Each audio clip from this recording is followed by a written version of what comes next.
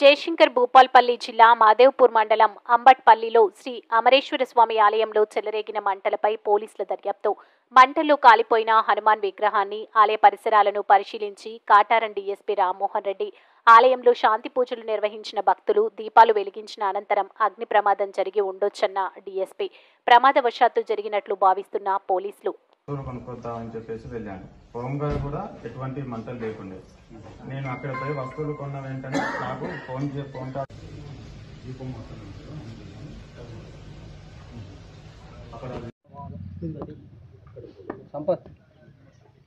నిన్న సాయంత్రం 4 గంటలకి ఇది ఇక్కడ అంబటేశ్వర టెంపుల్ అంబట్పల్లిలో ఇది హనుమాన్ విగ్రహం దగ్గర మంటలు చెలరేగినాయి అని చెప్పని ఇన్ఫర్మేషన్ ఉంది.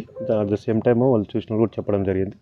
ఆ క్రమంలో మనం ఇక్కడికి వచ్చి అది చూడడం జరిగింది. తర్వాత చుట్టుపక్కల కూడా పరిశీలన చేసి నిన్న ఏదో ఉదయం కూడా పూజ చేసినట్టు శాంతి పూజ అనేటువంటిది పూజ క్రమంలో కొంత దీపాలు కూడా వెలిగించడం జరిగింది.